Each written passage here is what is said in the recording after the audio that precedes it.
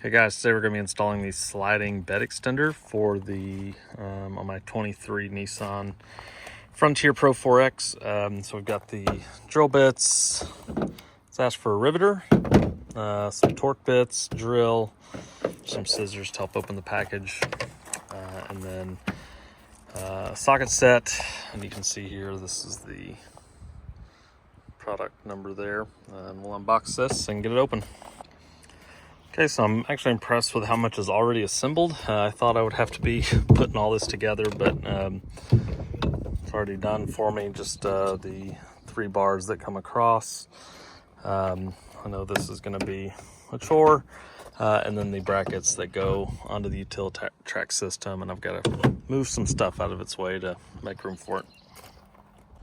So I just got the right bracket installed. I had to remove everything out of the utility track that I had sitting there. You have to install it back there just from how big it is. You have to maneuver it in, turn it at an angle, get it in there, slide it all the way down, and then it gets tightened on. So I've got quite a few things over on this track system I've got to remove before I get this other side on. Okay, I've gone ahead and set the edge pieces in the bracket. You can see that there's just a little knob that goes in the joint there. Done that on both sides. And then these 3 tubes, you can kind of see where they're unpainted. Just need to slide in each of these, and I'll do that now. Okay, I realized I kind of had it upside down. This little gap here needs to be on top when you're having the bed extended out this way. Not a big deal. You think you just flip it over, and I did, but then this writing was upside down, so I kind of assembled it, disassembled it to make sure that this middle part had the correct wording, correct orientation. Then put it back together. You can kind of see you got to play with it just to get that silver part covered up. And then once you get everything straightened up how you like it, I want you to screw or take a 1/8 drill bit and put a hole here in the middle of the middle bar and then the bottom bar. And then it says to rivet it together. And so this piece, all the holes on the back, will cover up those joints there. So I'm going to try to figure out which holes get rivets and which ones get screws. I'm going to look in my bag here to see. It looks like I've only got 4 rivets. So rivet here, rivet there, rivet here, rivet there. And I'm thinking that somehow this is going to get, some of it's going to be riveted on and some of it's going to be screwed on. So I'm going to play around with that for a little bit. Okay, I haven't riveted or screwed anything yet. I just wanted you to look at what I'm seeing here. So if you look, the plastic in there is actually longer on one side than the other. And so we're not actually supposed to center this bracket on the joint. It's supposed to be actually off a little bit. And then also notice there's no holes at the center. So the rivet, it looks like, is supposed to go. Looks like the rivet is supposed to go on by itself without the bracket on there. Again, so rivet here, rivet there, rivet here and there, and then we'll put the brackets on. If you've never used a rivet tool, some might find it very easy. Some, like me, it's kind of a learning curve. So it comes with 4. Mine came with 4 different nozzles depending on how thick the rivets are. This is what a rivet looks like. And so this front part is actually what flattens out and then keeps things held together. And then this part actually back here gets broken off. And so this is a 1/8, just drilled a 1/8 hole. And I'm going to look in here and see, okay, that middle one is actually for 1/8 bits. And so I'll just take that one out, put it here by unscrewing this cap, loosen it up, pull that out, and I'll be able to use that end to rivet. Okay, so I've got my rivet. I'm going to just slide it in. And then once you stick it in, you're just gonna have to squeeze a couple of times. And if I've got this tightened down right, you should hear a click after a few squeezes, which means that it's flattened out, and then it's kind of broken the end off. So let's see if I'm, and each time you grab it, it's like it's squeezing down that rivet a little bit more. You can kind of hear it clicking. And I'm probably doing this too many times because the tension's too loose. Let's see how it looks.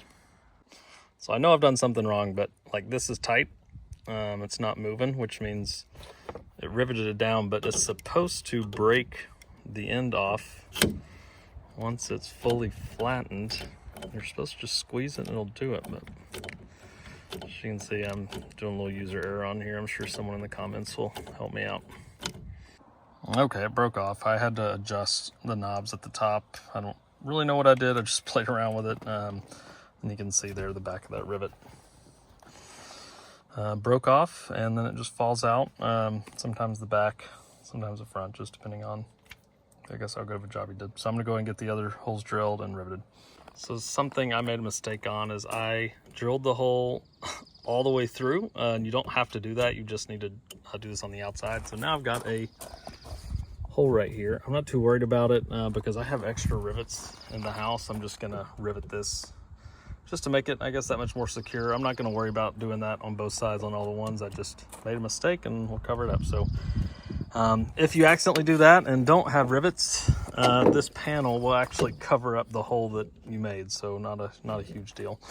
I just don't want any water or anything getting in there and making it worse. So I'll get that riveted, do the other holes, and get them done. After riveting and I'm starting to assemble the brackets, this top bar is kind of loose. I mean, I like how together these are. They didn't give me the rivets to be able to do this top bar. I can't figure out what would be the problem with putting rivets here. You know, I've got extras that I have that didn't come with the packet, so this doesn't really help people that only order the kit. But I think I'm just going to go ahead and rivet up here. I just don't like how loose that is. I mean, look, you can, I mean, all that's going to keep it together is that covering. It's not really going to keep that together. So, I mean, I'm going to drill right here. That'll still be covered up by this. I mean, these are nice and centered there, but I don't know. You can kind of see these are offset just a little, but I feel like if I just riveted there, I don't see how that would be a big issue. And we keep that from moving. So I'm gonna go and do that over here. Okay, I got the bumpers on.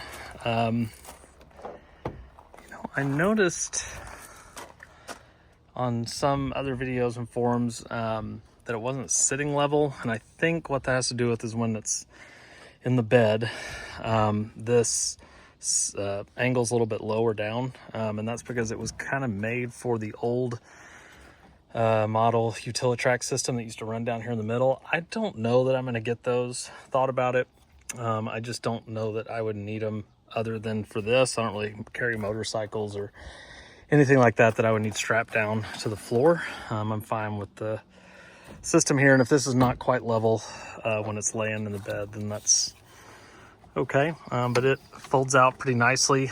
The way to pull it out from its bracket is holding it straight up here in the air, and then you can unhook it. Now let's see if I can hook it back.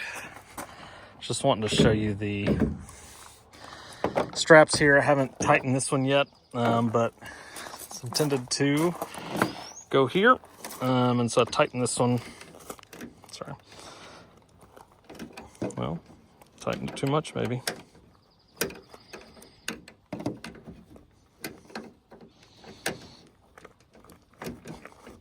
Well, when I get that at a better tension, fastens in here, and then that keeps it from sliding forward at all. Just some extra protection. Then to undo it, you just pull the truck handle and it will just pop out. But I really like it. I like the color. I like that it matches the bed. I don't know why they didn't just provide extra rivets for up here. I mean, I like that it's got a little bit more security. I need to tighten that screw down. I don't like that they use torque bits. I mean, this is the only tool I have here at my house today that could get this job done. I just wish I had it for a ratchet, but I've got that elsewhere. But overall, I'm really happy with it, and if I have any problems or great reviews later, I may do a follow-up video, but that's it for this install. Remember, if you like it, the video, please like and subscribe, and that will be greatly appreciated as we do more of these installs.